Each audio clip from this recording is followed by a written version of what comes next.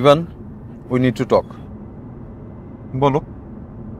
দেখ, তোকে police arrest করার পর থেকে তোকে ছাড়ানো পর্যন্ত এই কয়েক ঘন্টা আমি কোথায় কোথায় গিয়েছি, কি কি করেছি সেগুলো বলে আমি তোর কাছে হিরো সাজতে চাই না। বাট তোর ভাই হিসেবে এবং তোর লয়ার হিসেবে আমার কিন্তু জানার অধিকার আছে পুরো ঘটনাটা কি ঘটেছিল। বল। বাই এনি চান্স ভাইয়া তুই কি আমাকে অবিশ্বাস করতেছিস? আরে বিশ্বাস অবিশ্বাসের কথা বলছি না এখানে। তুই বুঝতে পারছিস না তুই কত বড় একটা ঝামেলার মধ্যে ফেসে গেছিস। দেখ, ভাই হিসেবে আমার সাথে শেয়ার কর, না শেয়ার করলে আমি কি করে সবকিছু ম্যানেজ করবো বল।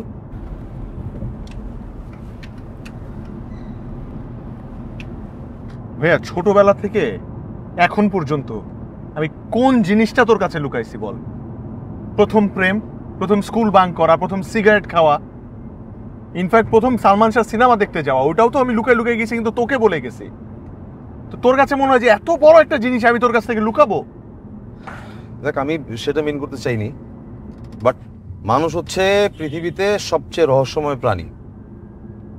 দেখ ইভান, আমি তোর লয়ার হিসেবে বলছি, আমি যদি পুরো ঘটনাটা ক্লিয়ার না হই, না জানি, তাহলে তোকে আমি কোর্টে কি করে নির্দোষ প্রমাণ করবো বল? আমাকে তো জানতে হবে পুরো ব্যাপারটা। আরে ঘোড়ার ডিম, আমি নিজেই তো কিছু জানি না। হুট করে আমার শোয়ের মাঝখানে অচেনা একটা মেয়ে আমাকে কল দিয়ে বললো যে সুইসাইড করবে, এন্ড লিটারালি সে সুইসাইড করলো। হোয়াট দ্য হেল, লাইফ এত সস্তা। কিন্তু এটার সাথে আমার লিংক কোথায়? আমি মানে how am I even connected to this? And you know what's the worst part?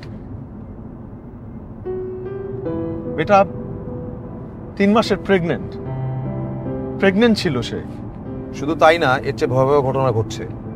তুই কি জানিস অনলাইনে তোর নাম লিখে সার্চ দিলে পপুলারে তুই সবচেয়ে টপে আছিস এখন? হ্যাঁ, তোর আশেপাশে কোনো ফিল্ম স্টার নেই, কোনো ক্রিকেট স্টার নেই, অ্যান্ড ইভেন সোশ্যাল ইনফ্লুয়েন্সারও নেই। বাহ, তাহলে তো তোর খুশি হওয়ার কথা, কারণ আমি সারা জীবন কন্টেন্ট বানাই, যেটা করতে পারি না সেটা রাতারাতি হয়ে গেল। ভাইয়া, negative marketing is also marketing.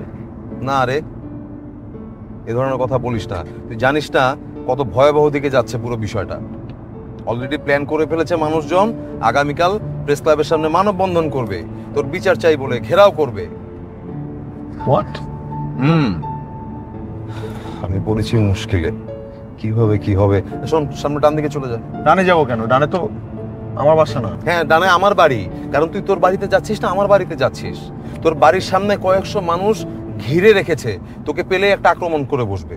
বুঝতে তো পারছিস না কত ভয়াবহ অবস্থার মধ্যে আছিস। শোন, আগামী কয়েকটা দিন আমার বাসায় গৃহবন্ধু হিসেবে থাকতে হবে তোর, কিছু করার নেই। Yes, I mean it, please go.